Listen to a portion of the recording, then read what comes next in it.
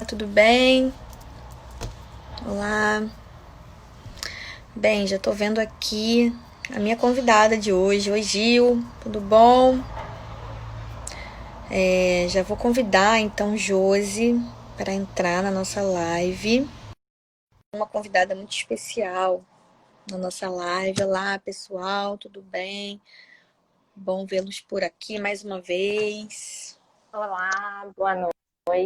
Oi, Josi, tudo bem? Tudo bem? Estão me ouvindo e vendo bem? Sim, estou vendo bem, vendo e ouvindo bem. Bom te ver por aqui Bom, também. é bom, Gente, né? vejo Josi, via, né? Com a pandemia só vejo por aqui agora também, mas via Josi sempre. Trabalhamos na universidade juntas, trabalhamos também Uhum, na prefeitura, né, Josi? Na secretaria, somos sim, psicólogas escolares, então, Alê sim. por aí, tudo bem, Alê? Oi, Alessandra. Lá,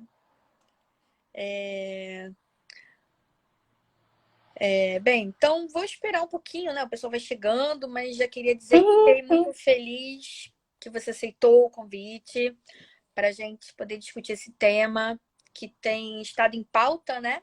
Mas que me parece um Uhum, tema sempre importante, urgente, em especial quando a gente fala sobre discutir esse tema com crianças, né? Relações raciais sim. na infância. Então, acho um tema muito pertinente, muito importante. E a sua presença aqui, né, que fez aí recentemente uma tese sobre racismo, publicou um livro, Uhum, né? Até postei aí uhum. a foto do livro nas redes. Eu acho que você pode trazer de modo muito, né, intenso, muito potente a discussão para pensar a temática com as crianças, né? Com as Uhum. famílias. Enfim, então vamos esperar mais um pouquinho, a gente começa, né? A gente Tá sabe que, ótimo. inclusive, temos tempo, né? Se a gente não acabar com a live, ela acaba com a gente. Eu sei como é que ela acaba. Mas espero que isso não aconteça, que a gente consiga terminar antes. Sim, Então, eu vou sim. explicar como é que a gente pensou, né, Josi? A Josi vai se apresentar e vai falar um pouquinho do estudo que ela tem feito, né, com esse tema. Recebemos algumas perguntas. Eu abri também no Stories perguntas sobre esse tema. E a gente vai trabalhar assim, né? Perguntas e respostas. A Josi, vou fazendo as perguntas e Josi vai podendo, então, nos ajudar a pensar que caminhos a gente pode seguir para abordar esse tema com as crianças, né? É... Bem, 8:02. Não sei se a gente já começa. Talvez, né, Josi? Então vai se Uhum. apresentando e conta um pouquinho do seu trabalho aí pro pessoal, enfim. Então, com vocês, Tá. Josi. Boa noite, pessoal. Vi alguns alunos aqui, alguns colegas de trabalho. Estou feliz de ver as pessoas por aqui. Queria começar agradecendo o convite da Flaviane, né? Quando ela falou, a gente é parceira de trabalho duplamente. Trabalho na prefeitura e trabalho na Estácio. Então, queria agradecer primeiro o convite da Flaviane, e não simplesmente pelo convite de vir falar, mas para vir trabalhar esse tema, que é um tema assim, tão importante, ao mesmo tempo tão negligenciado dentro da psicologia e dentro, né, da sociedade de um modo geral. Como a Flaviane disse, hoje assim, a gente pretende fazer um bate-papo, a minha ideia é que seja uma conversa mesmo. Vou tentar trazer as questões de uma forma que todo mundo possa compreender, não precisa ser psicólogo, não precisa ser estudante de psicologia, para pensar sobre as relações raciais, né? Talvez, inclusive, a conversa seja muito mais voltada para o âmbito prático, né? Assim, eu tenho um filho, eu tenho um sobrinho, eu trabalho com crianças, como que eu trato dessa questão?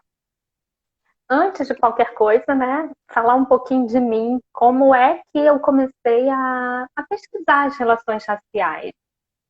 Eu acho importante falar sobre isso, porque eu acho que contar essa história, a gente já vai entendendo um pouco de um conceito que é muito polêmico e que algumas pessoas interpretam de uma forma, outros de outra, que é o conceito de lugar de fala. E eu entendo o lugar de fala como a Djanila Ribeiro trabalha. E, Flaviane, eu deixei os livros que eu uso bem aqui perto, e aí eu acho interessante, de repente, ir mostrando, Isso, assim, né? boa. Vai mostrando, Então, Josi. Já que eles estão aí, né? Uma coisa não sei se vai dar para dá ver, para né? Mas ver. tem Dá para ver. esse aqui da Djamila, da coleção Feminismo Plurais, né? E nesse livro ela entende a ideia de lugar de fala não com a ideia de que, então, só negros podem falar sobre relações raciais ou sobre racismo, só mulheres podem falar sobre feminismo. Não, não é disso que se trata. Na verdade, o lugar de fala, ele visa, assim, deixar evidente onde cada um parte para falar de determinado assunto, né? Então, obviamente, eu vou falar sobre relações raciais não só a partir da minha pesquisa formal, mas também a partir da minha experiência de vida. Isso vai aparecer. Então, nesse sentido, eu falo aqui enquanto pesquisadora, enquanto mãe, enquanto profissional de educação, mas e o racismo na minha vida, né, nunca foi um tema distante, sempre esteve muito próximo, muito familiar, pela minha história de vida. Mas, por outro lado, obviamente eu não sei o que é experimentar o preconceito a partir da minha própria pele, né? E isso precisa ficar evidente, né? Isso precisa ser dito. E como é, então, que alguém que não experimentou o preconceito a partir da própria pele foi perceber que esse era um assunto relevante para o estudo, né? Foi a partir da prática na educação, de estar trabalhando em escolas, com crianças, a partir da minha experiência também no consultório, né? Quando, em determinado momento da minha vida, eu atendi pessoas negras, eu comecei a prestar atenção no que as crianças falavam para mim nas escolas e comecei a perceber que tinha muito sofrimento, muita dor, é, derivada da vivência cotidiana de sofrer preconceito racial. E aí o grande espanto foi que tudo que eu tinha estudado até então, e aí eu sempre digo isso, que olha que eu não estudo pouco, não servia assim. Aquilo que eu tinha aprendido na minha formação enquanto psicóloga anos atrás, aquilo que eu tinha estudado no mestrado, aquilo que eu tinha, parecia que nada daquilo dava conta Uhum. para eu trabalhar essas questões. E foi assim que eu já estava no doutorado e eu mudo o tema de pesquisa do doutorado e começo, então, a estudar as relações raciais. Isso tem 6 anos, mais ou menos, 6, 7 anos. Enfim, e aí hoje eu estou aqui, a minha tese deu origem a um livro, né? E é por isso que eu estou aqui hoje. E Josi trouxe um ponto muito interessante, né? A gente pode falar enquanto psicólogas, né? A gente vem de uma formação em psicologia, mestrado e doutorado, também fiz esse percurso, e o quanto essa temática não vem, né? O quanto de fato Não, fica muito fora da formação. A gente está falando em nome da psicologia, mas acredito que formação de modo macro, dos educadores também, talvez, enfim, essa temática do racismo, ela não atravessa, né? A nossa não, formação.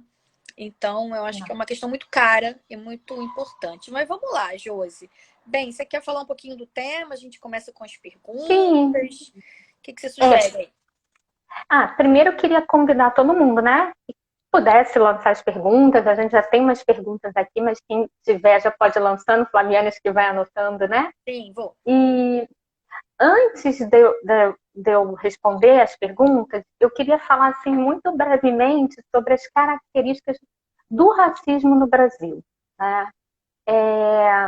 Primeiro, queria falar uma coisa assim. Hoje, né, o título da live, eu nem coloquei racismo, né? Eu falei relações raciais. E por que eu falei de relações raciais e não de racismo? Porque quando a gente fala racismo, pode dar uma ideia errônea de que é algo que diz respeito única e exclusivamente às pessoas negras, às pessoas que sofrem preconceito. E quando a gente usa relação, a relação é sempre, no mínimo, de duas pessoas, né? Então, relações raciais é o assunto que eu quero discutir hoje, mais do que o racismo. O racismo é um aspecto dessa relação. As relações raciais envolvem tanto os brancos quanto os negros, né? Uhum. E queria fazer esse destaque, que não é à toa que eu coloquei como conversar, né? A gente pensou como conversar sobre relações raciais com as crianças. E ficamos também pensando em trazer isso para a família, né? Para as crianças, aproximar essa discussão já desde muito cedo. Né? Eu acho que essa é a questão da Sim. live, né? Da gente poder trazer essa discussão quanto antes melhor, né? Talvez seja um pouco Sim. encaminhar. Sim. E falando das características, né? Aí agora eu vou falar das características do racismo no Brasil, né? O racismo e as relações raciais, elas não se manifestam da mesma forma em todos os lugares. O que a gente vivencia aqui no Brasil, por exemplo, é diferente do que se vivencia nos Estados Unidos. E assim, falando muito rapidamente, o que se destaca aqui no Brasil em termos de relações raciais e de racismo? O primeiro ponto é que aqui no Brasil, durante muito tempo, vigorou uma ideia que ficou conhecida como mito da democracia racial brasileira. O que significa? O Brasil vendeu uma imagem de que aqui não existia racismo, de que as relações raciais aqui eram harmônicas e não tinha desigualdade. Esse mito começa a ganhar força mais ou menos em 1930, quando Gilberto Freire lança o livro Casa Grande Senzala, né?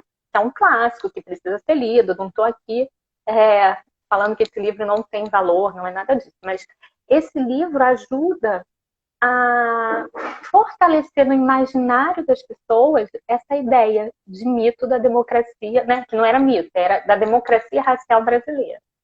Até que mais ou menos em 1950, a Unesco financia pesquisas e fala assim, olha, gente, no Brasil não tem racismo. Vamos lá estudar o que é que eles estão fazendo que não tem racismo lá. As relações raciais são harmônicas. E aí vem a Unesco financia um grupo de pesquisadores daqui, do Brasil. Floresta Fernandes, inclusive o ex-presidente Fernando Henrique fez parte. Só que aí qual é a grande surpresa? Que a Tem uma pergunta já aqui, a gente já responde. Já capturei. Qual é a grande surpresa? Chega-se aqui com a pesquisa e fala, peraí, gente, essa ideia de que não tem racismo no Brasil é mentira, não é bem assim. Lá tem racismo. A diferença é que o racismo lá é camuflado, é disfarçado. As pessoas não admitem que são racistas, mas tem muito racismo, muita discriminação. Então, do ponto de vista das pesquisas, das ciências sociais, ninguém mais defende a democracia racial brasileira. Mas nas relações próximas, né? Quem não está aí fazendo pesquisa no dia a dia, algumas pessoas ainda acreditam nessa ideia, Flaviane. A gente ainda vê. Quer ver? Vou dar um exemplo. Já ouvi muitas vezes, e não foi de uma pessoa, e não necessariamente a gente escuta isso porque a pessoa é uma pessoa ruim, não, não é isso. Falando, não vamos falar de racismo não, gente. Por que vocês estão falando disso? Aí, isso gera mais racismo, é isso que traz o racismo. Olha a ideia do mito aí da democracia racial brasileira, né? A pessoa, então, está partindo do princípio de que não tem racismo e que o racismo só vai existir se a gente começar a falar dele. Isso então, é uma questão, né? Grave, né? Essa, assim, o primeiro ponto que eu acho que é muito característico de como as relações raciais se dão no nosso país, né? E esse ponto, ele vai fazendo conexões com vários outros. A questão do racismo aqui foi sempre disfarçado, negado, camuflado. É aquela velha história do foi mal entendido, não quis dizer. Né? Tem uma questão do público e privado também, não tem, Josi? Tem, exatamente. Eu não sou racista, mas no privado eu acabo, né? Isso. Então, as pessoas, elas dizem, não sou racista. E né? Quando estão numa roda de conversa, estão no trabalho, vão falar que não são, que é isso? Ninguém, todos somos iguais. Mas aí quando estão em casa, fazem piadas racistas. Quando estão lá na intimidade do lar e algum filho, irmão, primo se relaciona com uma pessoa negra, falam, fulano devia casar com fulano, né? Então, tem uma característica muito forte do racismo no brasileiro, que é o brasileiro achar sempre que o racismo está no outro e não em si. Então, assim, a gente, quando se chega ao ponto de admitir que existe racismo, tem essa coisa de falar o racismo é no outro, não é em mim. E uma grande. Tem uma pesquisa muito interessante, que eu sempre falo dessa pesquisa, uma pesquisa antiga, uma historiadora, Lilia Schwartz, ela pergunta para as pessoas assim: você é racista? E logo em seguida ela pergunta se a pessoa conhece alguém racista. E que foi 99% da amostra falou que não era racista. Mas 97% da amostra disse que conhecia pessoas racistas muito próximas. Então, o que ela chega à conclusão? O brasileiro é uma ilha de democracia racial cercada de racismo por todos os lados. O que significa? Eu não sou racista, mas todos aqui à minha volta são racistas. Só eu que não sou. Só que todo mundo vai pensando isso, né? Então, assim, o racismo está sempre no outro. Eu digo, né? Vamos supor, eu vou dizer aqui, eu não sou racista, mas todo mundo é. Então, Flaviane é e todo mundo que está aqui. Aí a Flaviane vai dizer, eu não sou, mas todo mundo que está aqui é. E assim Então, vai. eu acho que eu vou aproveitar então que você está tocando esse ponto para eu fazer já a primeira pergunta, tá? E aí você vai Sim, a partir dela desdobrando. Então, uma sim, ótimo. pergunta vem um pouco desse lugar aí, né? A pergunta era: nossa família é branca, mas não temos preconceitos, não somos racistas, e meu filho está tendo comportamento preconceituoso. O que devo fazer? Então, a primeira questão, Josi. A primeira questão é uma questão séria, assim, né? E é uma questão, assim, que eu já ouvi várias vezes de colegas, às vezes vêm conversar comigo. E essa questão, ela vai tocar em algumas ideias muito importantes para a gente. A primeira, racismo não é só xingamento, né? As pessoas acham que racismo é só quando eu vou lá e xingo o outro, ofendo o outro, falo da aparência do outro. Mas racismo é algo muito maior que isso. O racismo é um mecanismo complexo que a gente pode falar que tem o racismo institucional, temos o racismo estrutural. O racismo estrutural é um conceito que está Empolga, né? muito em voga a partir da entrevista do brilhante Silvio Almeida. Aliás, estou com o livro dele aqui também. Aqui, ó. Esse livro, né? Quem viu a entrevista, se interessou. E nesse livro aqui, o Silvio Almeida vai explicar de que o racismo ele está presente na sociedade de forma estrutural. O que isso significa? Que ele é um pilar da sociedade. Imagine um prédio com 4 pilares, né? A sociedade é esse prédio. Se você tira um dos pilares, esse prédio vai ter que se reorganizar ou vai cair. E o racismo ele está assim na nossa sociedade. Então, ele compõe as relações nos seus padrões de normalidade. O que significa? Que eu, Josi, uma pessoa branca, eu não preciso necessariamente xingar alguém para ser racista. O racismo está tão impregnado e que ele está se manifestando ali nas relações, sem que a gente perceba. O que significa, né? Que todos nós somos racistas. O racismo no Brasil não é uma questão de escolha. Então, toda pessoa branca no Brasil, ela é racista.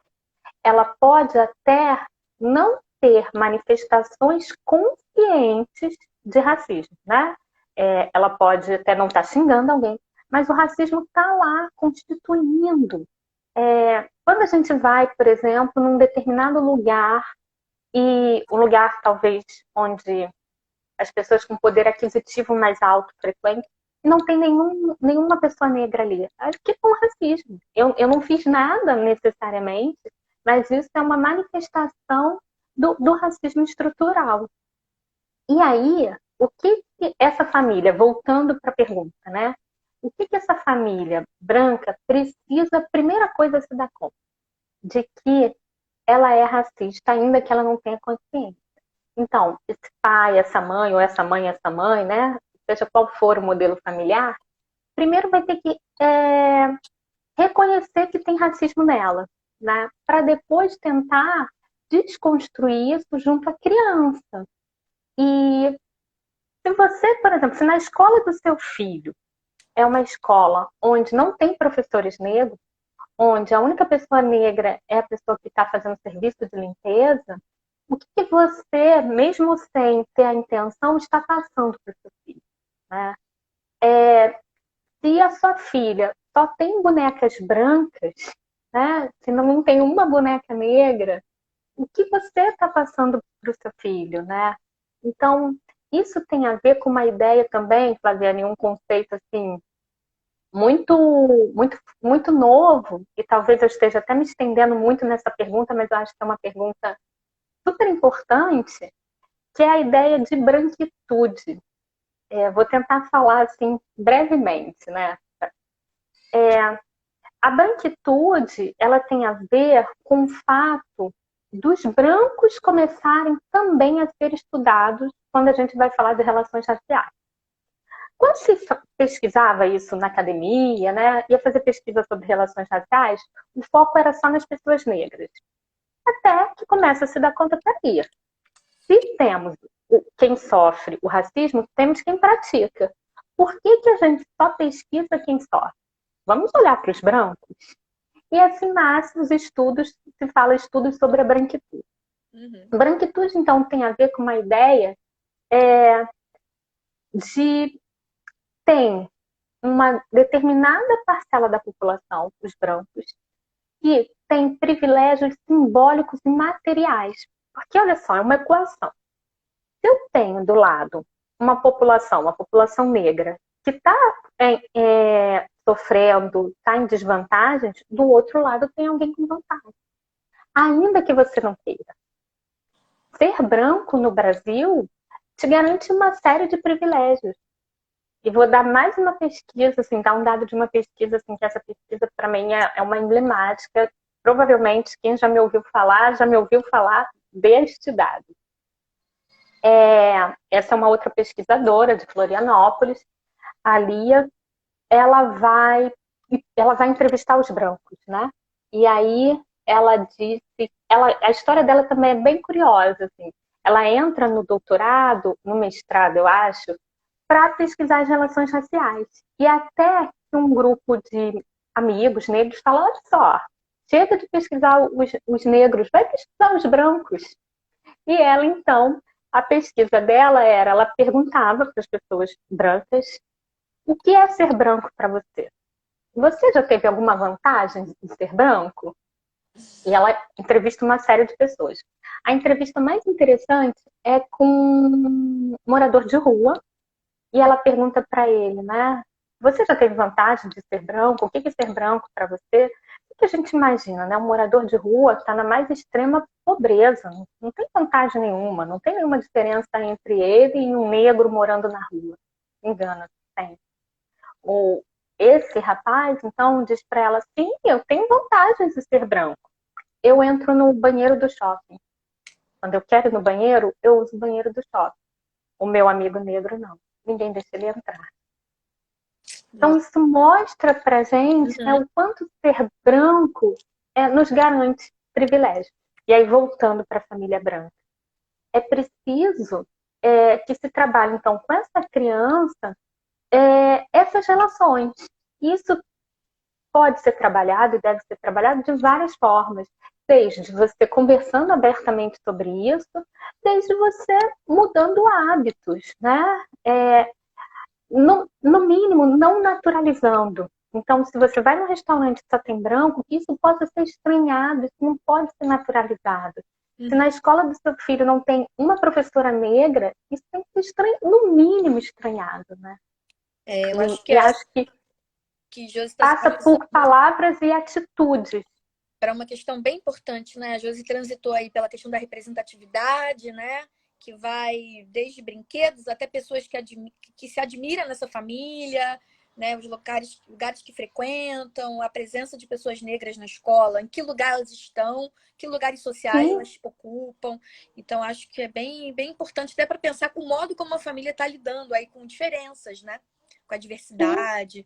Bem, então posso caminhar, Josi? Vamos caminhar para uma outra pergunta. Pode? Eu vi aqui que alguém perguntou a partir de qual idade eu consigo ou posso abordar a temática do racismo com crianças. Essa é uma pergunta super pertinente, é uma pergunta que eu vivo na minha vida pessoal, assim, né? Quando falar, como falar, de que forma falar. Não tem uma idade, gente. Eu acho que, assim, para as crianças negras, essa questão se coloca desde o útero, né? Então, assim, para uma criança branca, você pode até pensar, qual idade, né? Mas para as crianças negras, elas estão ali no dia a dia. Então, assim, eu acho que o quanto antes, melhor se trabalhar. E às vezes, não, como crianças muito pequenas, você não precisa necessariamente ter uma conversa que passe pelas palavras. Eu até trouxe aqui também alguns livros infantis, olha, tem livros com personagens negros, né?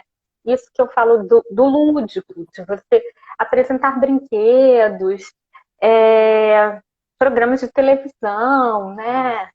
E isso, então, você pode desde sempre. Se você tem um bebezinho, uma criança de 1 ano, você não vai necessariamente falar sobre isso, né? Não vai nomear. Mas você pode ir apresentando brinquedos. Pode ofertar, né?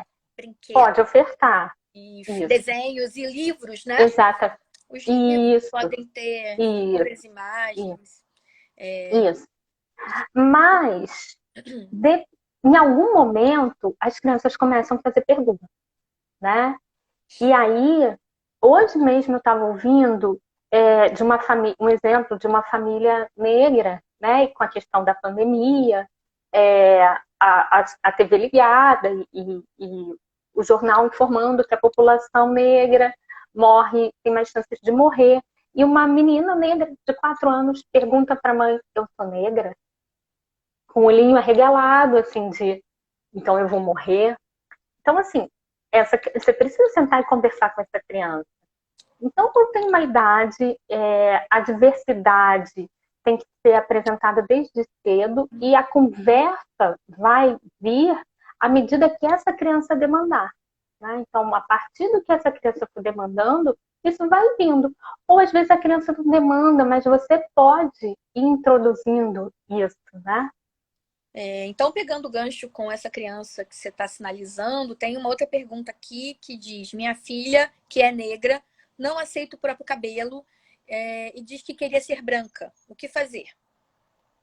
Essa pergunta é uma pergunta que chega a doer, né? Assim, quando a gente escuta.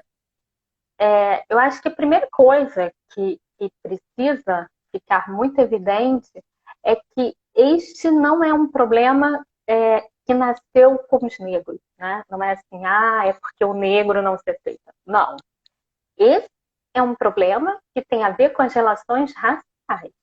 Uma criança só deseja ser de outra cor porque a gente está numa sociedade que o tempo inteiro diz para ela que quem tem a cor dela vale menos.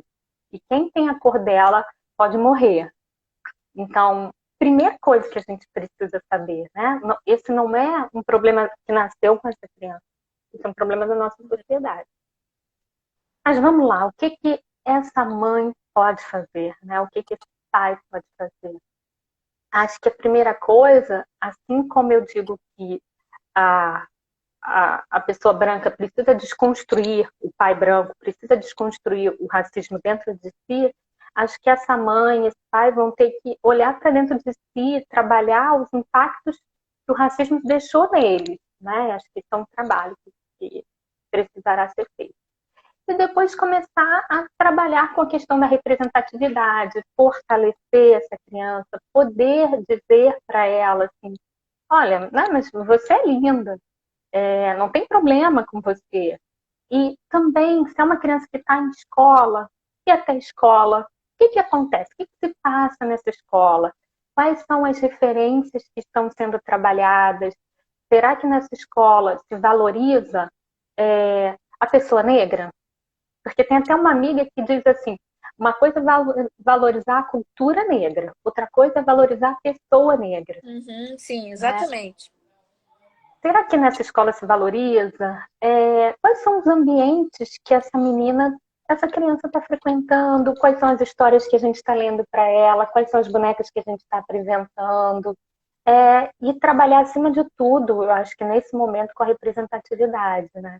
Lembrei de uma cena que talvez vocês devam ter visto, uma menina bem pequenininha, que quando vê a Maju na TV, fica super emocionada, que é o cabelo, né?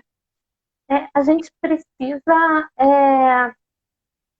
uma criança, ela precisa se reconhecer em algum lugar, né? Porque imagine se todos os espaços que ela vê, aquilo que é nomeado e tido como belo e bonito, não diz respeito a nada dela, obviamente todo mundo quer ser belo, todo mundo quer ser bonito, todo mundo quer ser amado. Então, se tudo que me apontam como belo e bonito nada me lembra, eu vou querer ser o que é apontado como belo e bonito. E isso é bem importante, né? Isso que você está apontando, porque me faz pensar nessa construção de subjetividade, nesse padrão, esse modelo de beleza, né? Que é constituído por alguém em algum lugar, né?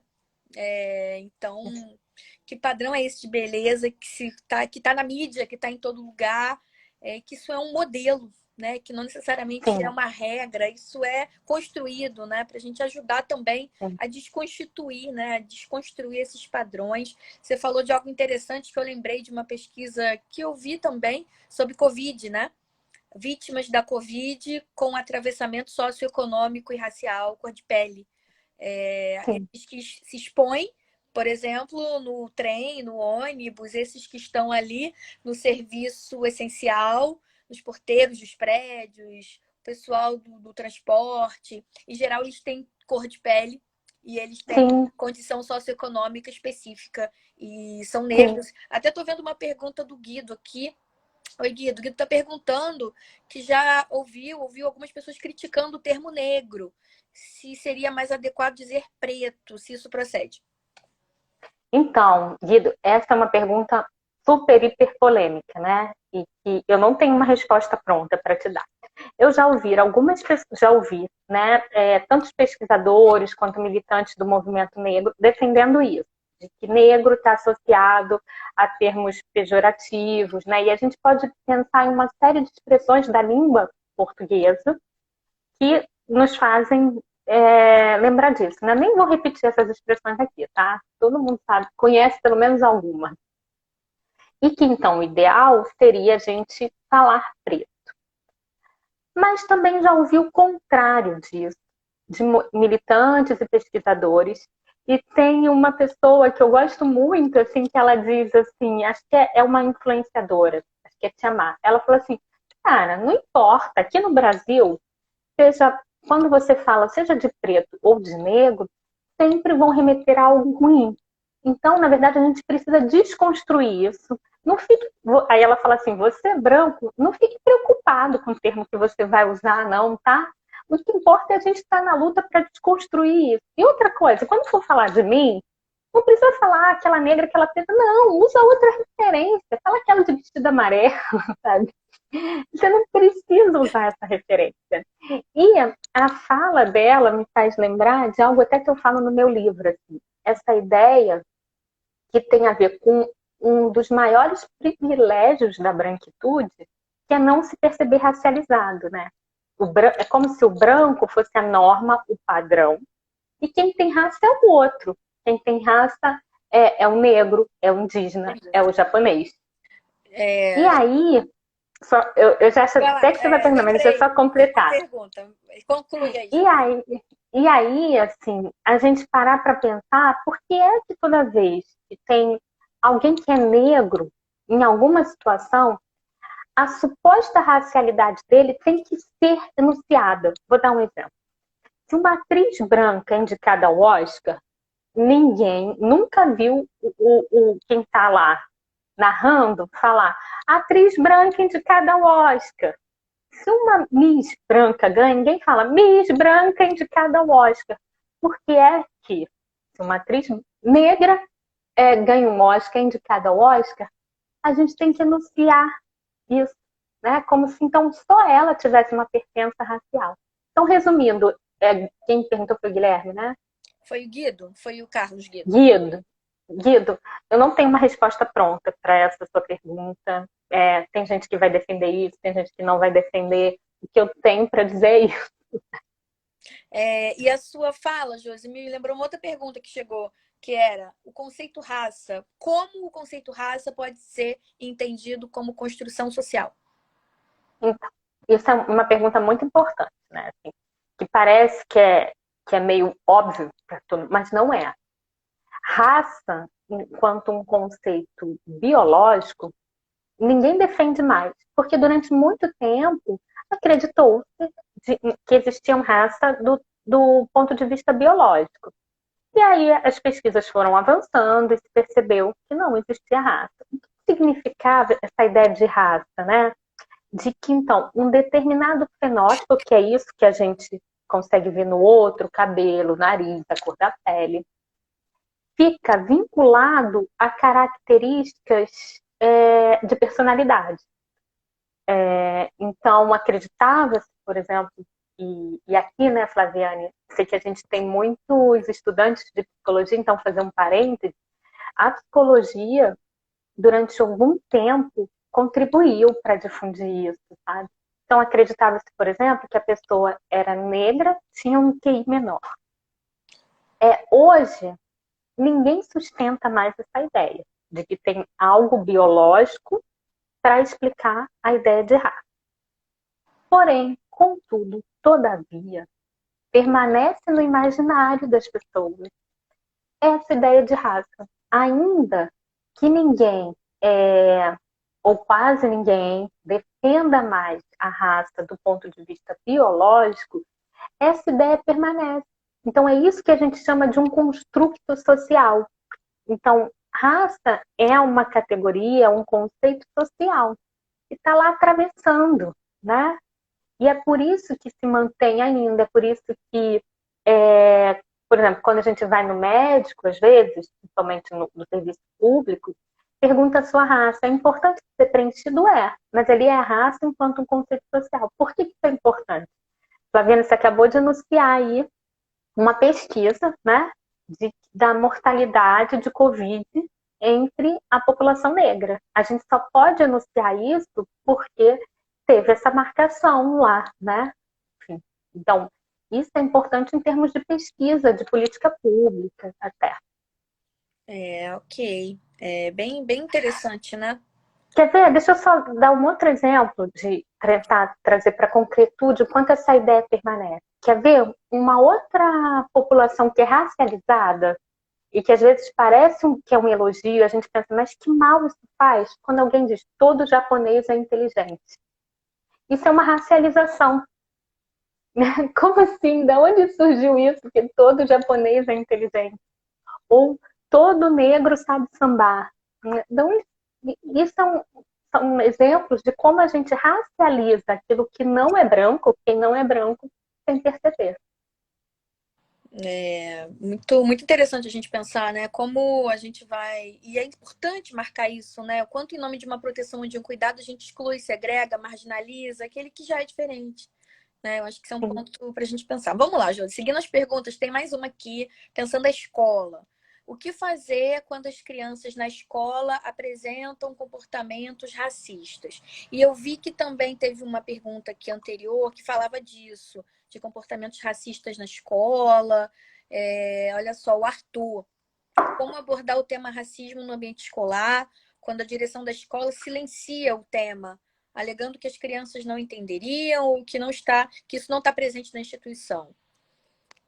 Então, Que difícil, né? Essa pergunta, né? A gente tem uma direção que diz que isso não está presente. Vamos lá, tentar responder objetivamente. Obviamente, o racismo está presente em todas as escolas, gente. Se eu falei que o racismo é estrutural, é institucional, ele vai se reproduzir em todas as instituições. O que acontece é que determinadas instituições e determinadas escolas estarão atentas a essa reprodução e vão tentar desconstruir, e outras não. Vão dizer, aqui não. É aquela velha, velha história, né? O outro é racista, eu não. E aí, a gente precisa entender uma coisa. Quando eu falo desse racismo, não é um racismo do ponto de vista moral, né? Então, é racista, é ruim. Tem gente que é ruim mesmo, né? Mas não necessariamente isso tem a ver com o ponto de vista moral. Tem uma outra autora que eu vou trazer, já vou responder a pergunta, que eu estou assim, apaixonada por ela, que é a Grada Quilomba. Ela diz no livro, em determinado momento, que é assim, a pergunta eu sou racista já está ultrapassada, já devia ter sido superada. E a pergunta que a gente deve fazer é como eu posso desconstruir o racismo em mim? Percebam que tem uma diferença. Eu já parto do princípio que o racismo está em mim, e aí agora é desconstrução.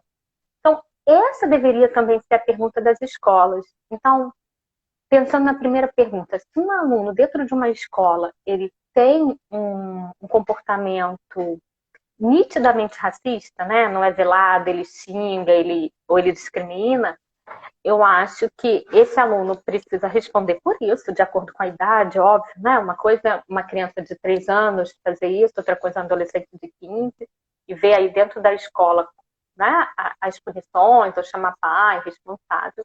Mas a escola vai precisar se repensar. O que a escola tem feito, né? Como que a escola trabalha as questões das relações raciais. Nós temos uma lei muito importante, que é 10.639, que foi modificada, vou colar aqui, tá, Acho que é gente? 2003, não? Acho que é. Ela é de 2003, mas ela foi modificada pela 11.000, deixa eu pegar aqui, que eu sempre, né, psicólogo nunca é bom com números.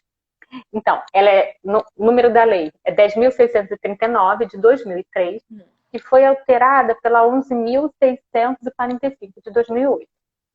O que essa lei diz, basicamente? Fala sobre a obrigatoriedade de todas as escolas, gente, não é só escola pública, tá? De todas as escolas trabalharem com a história e a cultura afro-brasileira, africana e indígena. E aí, gente, eu posso falar isso de forma muito, muito assertiva, a maioria das escolas não trabalha, sabe? Porque você escolher um dia do ano, para fazer um evento, isso não é trabalhar a lei 10.639. Josi, Então, inclusive esse tema, essa discussão pode vir embutida, deve vir embutida nas disciplinas, né? Disciplina de história, de exatamente. artes, literatura. Ela deveria atravessar, né, o cotidiano escolar. Isso. Mas não, Isso. ela não atravessa. Ainda não, Josi, ainda não. Vamos Ainda. apostar. Mas ao mesmo tempo a gente também tem algumas escolas bacanas, né? Às vezes a gente fala só do que não está sendo feito. Isso. Tem escolas, eu conheço escolas particulares e escolas públicas que trabalham de uma forma muito bacana a lei e as relações raciais, a valorização da cultura afro-indígena, enfim. Então, resumindo, o que se deve fazer? A escola vai precisar, de alguma forma, chamar a atenção desse aluno, e é chamar a atenção mesmo, porque, assim, às vezes os professores falam, para com isso, fulano, e bobeira, não liga para ele, não. Não, né? Não dá para fingir que não estou ouvindo, não estou vendo, deixa para lá. Hoje ela é uma adolescente, MC Sofia. Eu não sei se vocês conhecem, depois posso até deixar o link. Já vi, em algum lugar. Ela é uma MC, é uma menina negra. Hoje ela é adolescente, não é mais menina. Quando eu conheci, assim, né, por vídeo, ela era menina ainda. E ela, então, ela está dando uma entrevista, ela se tornou um expoente, porque ela faz música, ela fala do combate ao preconceito, ela fala do que é ser uma menina negra. A letra da música dela é assim, menina pretinha, você não é bonitinha, você é uma rainha, uma das letras. E aí ela conta na escola, né, quando ela sofria preconceito, e tem uma hora que ela diz assim, não, aí o professor diz assim, deixa pra lá. Não, tem que ser assim, para tudo. Eu acho que é isso. Diante de uma cena nitidamente de discriminação racial, cabe ao professor para tudo e interferir ali, mas também pensar a escola como um todo. E pegando um gancho com essa sua fala, Josi, tinha uma outra pergunta aqui que eu não trouxe, que era Como abordar o racismo, tratar? Acho que a pergunta veio, como tratar o racismo com as crianças? A pergunta veio assim. Eu acho que eu já falei um pouco disso, né? Então, assim, a primeira coisa é a gente pensar que antes de tratar o racismo, é tratar as relações raciais, né? Porque quando eu falo em relações, isso tem a ver com branco e com não branco, com negro e com não negro. E aí faz diferença também se eu vou, já que a pergunta dela foi racismo, né? Faz diferença se eu vou tratar sobre o racismo com uma criança negra ou se eu vou tratar com uma criança branca. Porque com a criança negra eu estou dizendo de algo que ela sofre, que dói. Assim, você escuta as crianças, é de uma dor. Então, vai me exigir um caminho. Com as crianças brancas, eu vou ter que ter um outro caminho, porque a criança branca não vai saber nunca o que é sofrer esse preconceito. Então, em resumo, com a criança branca, eu vou cuidar para que ela não reproduza o racismo, que ela lute todos os dias para desconstruir o racismo que está nela, que está lá, né? E com a criança negra, eu vou tratar de fortalecer essa criança para que ela não se deixe definir pelaquilo que dizem dela, de que ela não tem valor, de que o cabelo dela é feio, etc. E isso, gente, passa, volto a dizer, não só pela palavra, passa por atitudes, né? Eu preciso ter atitudes. As crianças aprendem com atitude. Então não adianta, vamos pensar, eu branca, falar para minha filha, né? Não, racismo isso, não vamos ser racistas, e ter atitudes, porque a criança vê, a criança percebe. Eu acho que isso é bem importante, né? Por isso que é importante essa fala para as famílias, né? Um pouco se atentar para essas questões da importância dos modelos familiares, né? Porque não basta dizer, você precisa ser. E isso vai ecoar. Bem, eu fui buscando aqui no stories aqui do você viu? Aqui eu fui puxando porque tinha uma pergunta que ficou. Foi essa aqui, ó, da Pris Furtado. Considerando que o racismo é funcional ao capital, como superá-lo nesta ordem societária? Nossa, que pergunta difícil, né? Complexa, né? É, eu não tenho uma resposta, né? Assim, algumas ações mostram o quanto a gente caminha no sentido de superar isso, mas eu não tenho uma resposta para dizer, olha, isso vai superar, né? Eu acho que as ações afirmativas, por exemplo, elas têm um impacto tão grande, tão maior do que eu acho que a gente conseguiu imaginar. Quando a população negra entrou na universidade, ela não entrou simplesmente passiva, tipo, vou ficar aqui e vou receber tudo que vocês têm para me ensinar. Quando os adolescentes, os jovens entraram na universidade, eles começaram a questionar o próprio ensino. O que é isso que está sendo nos ensinado? Então, a política de cotas, além de trabalhar a questão da representatividade, que então formou mais médicos negros, advogados negros, professores negros, então as crianças daqui a 10 anos vão ver muito mais negros atingindo lugares que antes não atingiam, como também o ensino foi modificado, né? Todos esses grupos dentro da universidade falando, peraí, eu quero também ler autores negros. Cadê a Grada, né? Aqui, cadê o Fanon? Isso eu estou falando do universo da psicologia, mas obviamente que é o universo que eu conheço. Sim. Esse movimento nas mais diversas áreas de saber. Áreas, né? Também, sim. Na arquitetura, né? Tem uma influenciadora que ela é arquiteta e ela defende essa bandeira e, por exemplo, ela questiona algo que a gente naturalizou. Ela fala assim, o que é, vou falar o termo, né? Mas o que é o banheiro, o quarto de empregado e o banheiro de empregado? Só no Brasil que isso existe, gente. Como é isso? Como é um quartinho no fundo da casa, um banheiro onde tem uma privada e um chuveiro em cima da privada, que toma banho assim. Quer dizer, isso só serve para o outro. Que arquitetura é essa? Então, para você ver o quanto esse ingresso desses jovens nas mais diversas áreas aí começar a não a ver com outros olhos isso que para a população branca era naturalizado, É onde ninguém nunca desnaturalizado. Isso aí. tinha, tinha questionado essa arquitetura de um banheiro de empregada. Isso que Josi está trazendo é bem interessante, né? Não só para repensar a nossa formação enquanto psicólogo, mas formação de educadores, professores. A Josi falou dos arquitetos, né?